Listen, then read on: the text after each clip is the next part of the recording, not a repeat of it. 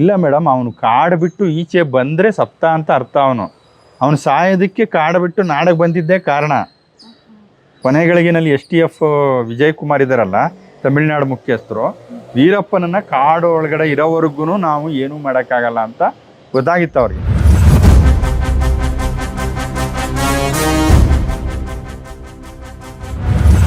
ಯಾವತ್ತೂ ಸಿಟಿ ಒಳಗಡೆ ಬರ್ನೇ ಇಲ್ವಾ? ನೋಡಿದವ್ರು ಯಾರು ಇಲ್ವಾ? ಯಾವತ್ತೂ ಬರಲಿಲ್ಲ.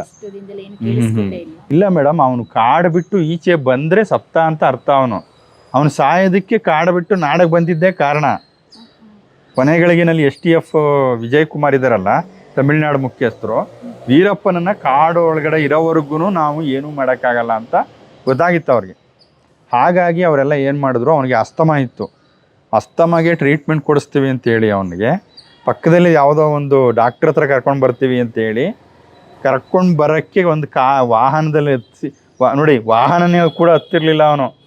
ಅವನು ಒಂದು ವಾಹನ ಹತ್ತಿ ಅವನ್ನ ಕರ್ಕೊಂಡು ಬರುವ ಮಾರ್ಗದಲ್ಲಿ ಎನ್ಕೌಂಟ್ರ್ ಮಾಡಿದ್ದು. ಅವನು ನಾಡಿನ ಸಂಪರ್ಕಕ್ಕೆ ಬಂದಾಗ ಅವನು ಎನ್ಕೌಂಟರ್ ಆದ. ಅಲ್ಲಿವರೆಗೂ ಅವನು ಏನೂ ಮಾಡೋಕ್ಕಾಗಲಿಲ್ಲ. ನಿಮಗೆ ಯಾವಾಗ ವೀರಪ್ಪನ್ ಒಬ್ಬ ನರಹಂತಕ ಅಂತ ಗೊತ್ತಾಗಿದ್ದು? ಅಂದರೆ ಈ ಜರ್ನಲಿಸಮ್ ಬರೋಕ್ಕಿಂತ ಮುಂಚೆ ನಿಮ್ಗೆ ಗೊತ್ತಿತ್ತ ಚಿಕ್ಕ ವಯಸ್ಸಲ್ಲಿ? ಚಿಕ್ಕ ವಯಸ್ಸಲ್ಲಿ ಅಂದರೆ ನಾನು ಎಲ್ಲ ಕಾಲೇಜ್ ಗೊತ್ತಾಯಿದ್ದ ಸಂದರ್ಭದಲ್ಲಿ ವೀರಪ್ಪನ ಘಟನೆಗಳು 1995 ಅಂತ ಆ ಟೈಮಲ್ಲಿ ಆಂದೋಲನ ಪತ್ರಿಕೆ ವೀರಪ್ಪನ ಸುದ್ದಿಗೆ ಭಾಳ ಹೆಸರುವಾಸಿಯಾಗಿತ್ತು. ಯಾರಾದರೂ ವೀರಪ್ಪನ ಸುದ್ದಿ ಓದಬೇಕಾದ್ರೆ ಆಂದೋಲನ ಪತ್ರಿಕೆ ಓದಬೇಕು ಅಂತ ಅನ್ನೋ ವಾತಾವರಣ ಇತ್ತು. ಹಾಗಾಗಿ ಆವಾಗ ಆಂದೋಲನದಲ್ಲಿ ಬರ್ತಾ ಇದ್ವಲ್ಲ, ವೀರಪ್ಪನಿಂದ ಏನೋ ಅರಣ್ಯಾಧಿಕಾರಿಗಳ ಹತ್ಯೆ, ವೀರಪ್ಪನಿಂದ ಪೊಲೀಸರ ಹತ್ಯೆ, ರಾಮಾಪುರ ಪೊಲೀಸ್ ಠಾಣೆಗೆ ನುಗ್ಗಿ ಅಲ್ಲಿದ್ದ ಬಂದೂಕುಗಳನ್ನು ಎತ್ಕೊಂಡು ಅಲ್ಲಿರೋ ಪೊಲೀಸರವ್ರನ್ನೇ ಸಾಯಿಸ್ತಾನೆ. ಓದ್ತಾ ಇದ್ವಿ. ಆಂದೋಲನದಲ್ಲಿ ಬರ್ತಾ ಇತ್ತು, ಮತ್ತು ಪತ್ರಿಕೆಗಳಲ್ಲಿ ಬರ್ತಾ ಇತ್ತಲ್ಲ. ಹಾಗಾಗಿ ರಾಮಾಪುರದಲ್ಲಿ, ಕೌದಳ್ಳಿನಲ್ಲಿ, ಮತ್ತೆ ಇನ್ನೊಂದು ಘೋರ ಘಟನೆ. ಹೇಗಿತ್ತು ರಾಮಾಪುರದಲ್ಲಿ ಪೊಲೀಸ್ ಸ್ಟೇಷನ್ಗೆ ಬಂದು ವೀರಪ್ಪನ ಪೊಲೀಸ್ನವರು ಬಂದೂಕಿ ತಗೊಂಡು ಪೊಲೀಸ್ನವರೇ ಹತ್ಯೆ ಮಾಡ್ದ ಅಂದಾಗ ನಿಮ್ಮ ಅಕ್ಕಪಕ್ಕನೇ ಊರದೆಲ್ಲ ರಾಮಾಪುರ ನಿಮ್ಮ ಪಕ್ಕನೇ, ನಮ್ಮ ಜಿಲ್ಲೆನೇ. ನಾವು ಚಾಮರಾಜನಗರದಲ್ಲಿ ಇದ್ವಿ. ಜನಕ್ಕೆ ಇನ್ನಿಷ್ಟು ಭಯ ಹೌದು ತುಂಬಾ ಭಯ ಆಗಿರುತ್ತೆ. ಹಾಗಾಗಿನೇ ಆ ಭಯದಿಂದಲೇ ಜನಗಳಿಗೆ ಯಾವ ಮಾಹಿತಿನೂ ಕೊಡ್ತಿರ್ಲಿಲ್ಲ ಜನ. ಈ ಕಾಡಂಚಿನಲ್ಲಿದ್ದ ಗ್ರಾಮಗಳ ಜನರಿಗೆ ವೀರಪ್ಪನ್ನು ಅವರ ವಿಶ್ವಾಸ ಸಂಪರ್ಕ ಮಾಡಿಕೊಂಡು ಕೆಲವ್ರಿಗೆ ದುಡ್ಡು ಕೊಡ್ತಿದ್ದ, ಆಹಾರ ಧಾನ್ಯಗಳು ಕೊಡ್ತಿದ್ದ, ಕೆಲವ್ರನ್ನ ಮನವೊಲಿಸ್ಕೊಂಡು ನನ್ನ ಬಗ್ಗೆ ಮಾಹಿತಿ ಕೊಡಬಾರ್ದು ಅಂತ ಹೇಳ್ತಿದ್ದ. ಕಾಡಲ್ಲೇ ಇರೋ ವೀರಪ್ಪನ ಬದುಕಬೇಕಾದ್ರೆ ಜನಸಂಪರ್ಕ ಬೇಕೇ ಬೇಕಲ್ಲ ಅವನಿಗೆ. ಹಾಗಾಗಿ ಕಾಡಂಚಿನ ಗ್ರಾಮಸ್ಥರನ್ನ ಒಂದು ಈ ರೀತಿ ದುಡ್ಡು ಕೊಟ್ಟು ಚೆನ್ನಾಗಿಟ್ಕೊಂಡಿದ್ದ. ಇನ್ನೊಂದು ಬೆದರಿಸಿ, ನಾನು ಬಂದಿರೋ ವಿಷಯ ಏನಾದರೂ ಪೊಲೀಸ್ನವ್ರಿಗೆ ತಿಳಿಸಿದ್ರೆ ನಿಮ್ಮ ಮನೆಯವ್ರನ್ನೆಲ್ಲರನ್ನೂ ಸುಟ್ಟಾಕ್ತೀನಿ ಅಂತಿದ್ದ. ಹಾಗಾಗಿ ಹೆದರ್ಕೊಂಡು ಜನ ಪೊಲೀಸ್ನವ್ರಿಗೆ ವಿಷಯ ಹೇಳ್ತಾ ಇರಲಿಲ್ಲ. ಕೆಲವ್ರು ಗೊತ್ತಿದ್ರು ಕೂಡ ಹೇಳ್ತಾ ಇರಲಿಲ್ಲ. ಹೀಗಾಗಿ ವೀರಪ್ಪನ ಹಿಡಿಯೋದು ಕಷ್ಟ ಆಯಿತು ಪೊಲೀಸ್ನವ್ರಿಗೆ. ಮತ್ತು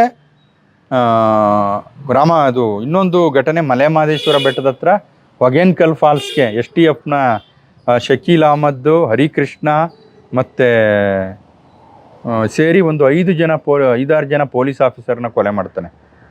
ಒಳ್ಳೆ ಎಲ್ಲ ಇನ್ಸ್ಪೆಕ್ಟರ್ಗಳು, ಎಲ್ಲ ಯೂತ್ಸ್, ಅವರೆಲ್ಲ ವೀರಪ್ಪನ ಹಿಡಿತೀನಿ ಅಂತ STF ಹೋಗಿರ್ತಾರೆ. ಅವ್ರನ್ನ ಹೊಗೇನಕಲ್ ಫಾಲ್ಸ್ಗೆ ಅವರೆಲ್ಲ ಹೋಗ್ತಾ ಇರಬೇಕಾದ್ರೆ ಆ ಕಡೆನೂ ಬೆಟ್ಟ ಈ ಕಡೆನೂ ಬೆಟ್ಟ, ಅಲ್ಲಿ ಮೇಲೆ ನಿಂತ್ಕೊಂಡು ಗುಂಡಾರಿಸಿ ಸಾಯಿಸ್ತಾನೆ 5 ಜನನೇನು ವೀರಪ್ಪನ್. ಅದು ದೊಡ್ಡ ಘಟನೆ. ಹರಿಕೃಷ್ಣ, ಶಕೀಲ್ ಅಹಮದ್ ಅಂತ ಭಾಳ ಘೋರ ದುರಂತ.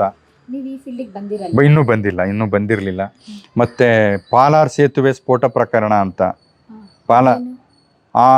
ಅಲ್ಲಿ ಸೇತುವೆ ಮೇಲೆ ವಾಹನ ಬರ್ತಾ ಇರಬೇಕಾದ್ರೆ ಸೇತುವೆ ಕೆಳಗಡೆ ಬಾಂಬ್ಗಳನ್ನು ಇಟ್ಟು ವೀರಪ್ಪನ್ನು ಇದು ಮಾಡ್ತಾನೆ. ಆ ಘಟನೆಯಲ್ಲಿ 20-21 ಜನ ಪೊಲೀಸ್ನವರು ಸಾಯ್ತಾರೆ. ಪೊಲೀಸ್ನವರು ಯಾರು ಕಾರ್ಯಾಚರಣೆಗೆ ಬರ್ತಾರೆ ಇದಕ್ಕೆ STF ಫೋರ್ಸ್ಗೆ, ಅವನೇ ಸಾಯಿಸ್ತಿದ್ದ. ಅವರು ವೀರಪ್ಪನ ಸಾಯಿಸೋದಿರಲಿ, ವೀರಪ್ಪನೇ ಅವ್ರನ್ನ ಸಾಯಿಸ್ತಿದ್ದ. ಅವನು ಬಾಂಬ್ಗೆ ಅವತ್ತು ನೆಲ ಬಾಂಬು ಅದಕ್ಕೆ ಅವನು ಯಾರೋ ಒಂದು ಕ್ರಿಶ್ಚಿಯನ್ ನೇಮ್ ಬರುತ್ತೆ. ಅವನು ಯಾರೋ ಈ ಕ್ವಾರಿಗಳಲ್ಲೆಲ್ಲ ಇದನ್ನ ಸಿಡಿಸೋದಕ್ಕೆ ಸಿಡಿಮದ್ದು ತಯಾರಿಸೋನು. ಅವನು ಎಲ್ಲ ಬೆಳೆಸ್ತಾರಲ್ಲ ಸೈಮನ್ ಅಂತ ಇರ್ಬೇಕು, ಅವನ ಹೆಸರು ಸೈಮನ್ ಅಂತ. ಅವನ ತಂಡದಲ್ಲಿ ಇರ್ತಾನೆ, ಅವನು ಇದು ಮಾಡಿಕೊಟ್ಟಿರ್ತಾನೆ. ಆ 21 ಜನ ಪೊಲೀಸ್ನವರು ಅಲ್ಲಿ ಮಲೆ ಮಹದೇಶ್ವರ ಬೆಟ್ಟದ ಕೆಳಗಡೆ ಪಾಲಾರ್ ಬರುತ್ತೆ, ಕರ್ನಾಟಕ. ಅಲ್ಲಿ ಇಲ್ಲ, ತಮಿಳ್ನಾಡು ಪೊಲೀಸ್ನವರು ಅವರೆಲ್ಲ. ಇವರು ಯಾರು ದಾವಾರಮ್ಮ ಯಾರೋ ಆಫೀಸರು, ಅವರ ತಂಡದಲ್ಲಿದ್ದವರು. ಅವರೆಲ್ಲ ಒಂದು ಇದರಲ್ಲಿ ಹೋಗ್ಬೇಕಾದ್ರೆ ಒಂದು ಪೊಲೀಸ್ದು ರಿಸರ್ವ್ ವ್ಯಾನ್ ಬರುತ್ತೆ ನೋಡಿ, ನೀಲಿ ಕಲರ್ದು. ಆ ವ್ಯಾನಲ್ಲಿ ಹೋಗ್ತಾ ಇರಬೇಕಾದ್ರೆ ಸಿಡಿಸಿ 21 ಜನರನ್ನು ಸಾಯಿಸ್ತಾನೆ. ಅಂದ್ರೆ ಕರ್ನಾಟಕದವ್ರಿಗೆ ಅಷ್ಟೇ ಅವ್ನು ಬೇಕಾಗಿರ್ಲಿಲ್ಲ, ತಮಿಳ್ನಾಡವ್ರಿಗೆ ಅವನ ವಿರುದ್ಧ 2 ಕಡೆಯವ್ರನ್ನೂ ಸಾಯಿಸ್ತಿದ್ದ ಅವನು. ಕರ್ನಾಟಕ ಪೊಲೀಸ್ ಅವ್ರನ್ನೂ ಸಾಯಿಸಿದ್ದಾನೆ, ತಮಿಳ್ನಾಡು ಪೊಲೀಸ್ ಅವ್ರನ್ನೂ ಸಾಯಿಸಿದ್ದಾನೆ. ತಮಿಳಿಯನ್ಸ್ ಅಲ್ವಾ ಅವನು? ಯಾಕೆ ತಮಿಳ್ ಪೊಲೀಸ್ ಮೇಲೆ ಅವನಿಗೆ ದ್ವೇಷ ಆಯ್ತು? ನೋಡಿ, ಈ ಅಪರಾಧ ಕೃತ್ಯ ಮಾಡೋರಿಗೆ ತಮ್ಮ ಸ್ವಂತ ಮನೆಯವ್ರನ್ನೂ ಬೇಕಾದರೆ ಅವರ ಕೃತ್ಯಗಳಿಗೆ ತೊಂದರೆ ಆದರೆ ಕೊಲೆ ಮಾಡ್ತಾರೆ. ಅವನು ತಮಿಳು ಕರ್ನಾಟಕ ಅಂತಿರಲಿಲ್ಲ ಅವನಿಗೆ. ಅವನಿಗೇನು, ಅವನ ವಿರುದ್ಧ ಯಾರೇ ಬಂದರೂ ಮುಗಿಸ್ಬೇಕು ಅಷ್ಟೇ ಅವನ ಗುರಿ. ನನಗೆಲ್ಲರೂ ಹೆದರ್ಕೊಂಡಿರ್ಬೇಕು, ನನ್ನನ್ನು ಯಾರು ಹಿಡಿಬಾರ್ದು, ನಾನು ಮಾಡಿಬಿಟ್ಟಿದ್ದೀನಿ ಈ ಕೃತ್ಯನ, ಇನ್ನು ನಾನು ಜೀವ ಇರೋವರು ಸಾಯೋವರೆಗೂ ಬರೀ ಇದೇ ಥರ ಅಂತ ಅವನು. ಹಾಗಾಗಿ ಕರ್ನಾಟಕ ತಮಿಳ್ನಾಡು ಅಂತೇನಿಲ್ಲ ಅವನಿಗೆ. ಇನ್ನೊಂದು ಸತ್ಯ ಗೊತ್ತಾ ನಿಮಗೆ? ನಾನು ವರದಿ ಕೂಡ ಮಾಡಿದ್ದೆ ಇದನ್ನ. ಏನಂತ ಹೇಳಿದ್ರೆ, ವೀರಪ್ಪನಂತ ಕುಖ್ಯಾತ ನರಹಂತಕ ತಮಿಳು ಮಾತಾಡುವ ವ್ಯಕ್ತಿಯ ಹುಟ್ಟೂರು ಕರ್ನಾಟಕದ್ದು. ಯಾವುದು? ಗೋಪಿನಾಥಂ.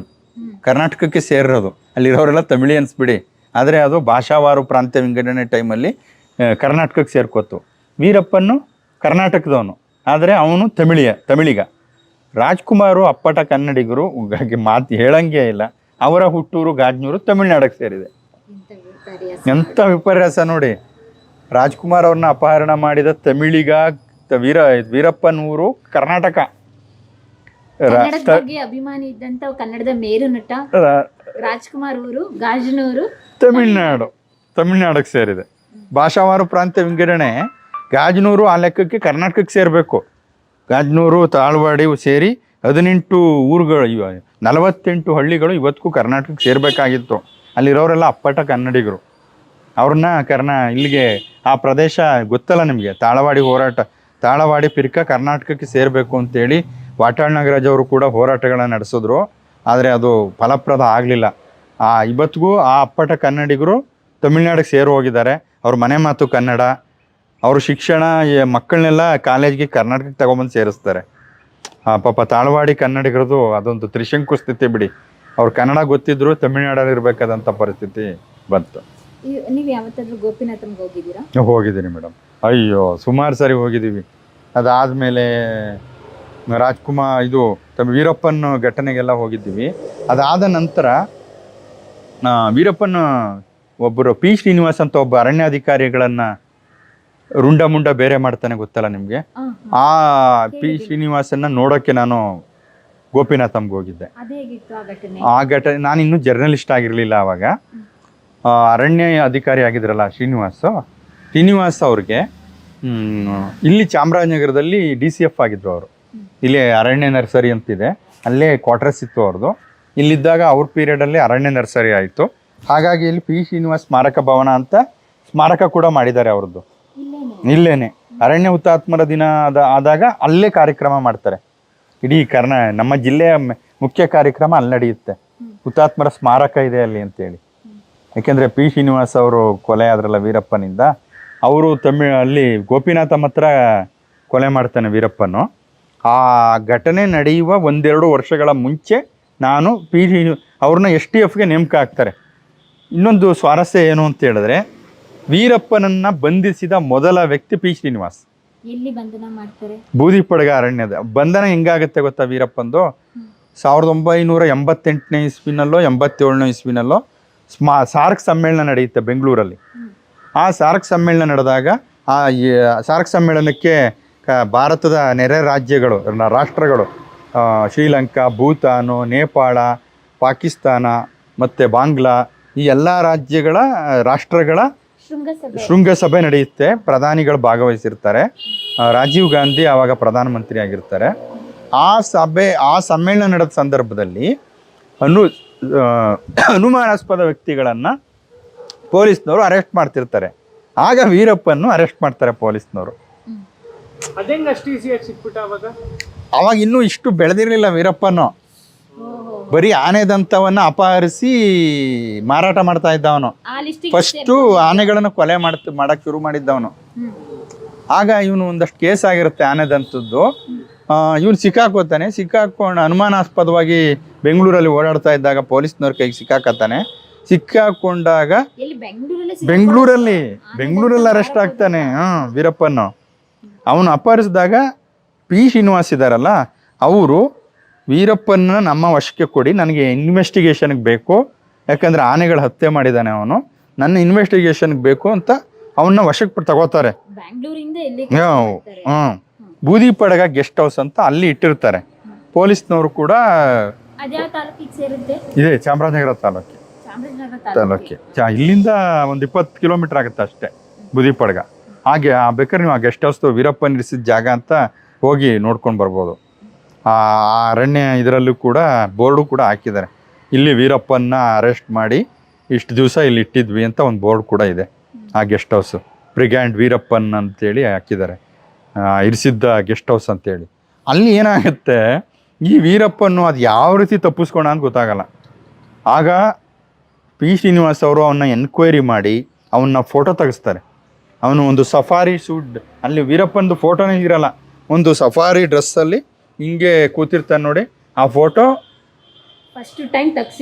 ತೆಗೆಸಿದ್ದು ಇವರೇ ತೆಗೆಸಿದ್ದು. ಚಾಮರಾಜನಗರದ ಒಬ್ಬ ಫೋಟೋಗ್ರಾಫರ್ನ ಕರೆದುಕೊಂಡೋಗಿ ಅಲ್ಲಿ ಫೋಟೋ ತೆಗೆಸ್ತಾರೆ ಅವರು. ಯಾರು? ಶ್ರೀನಿವಾಸು.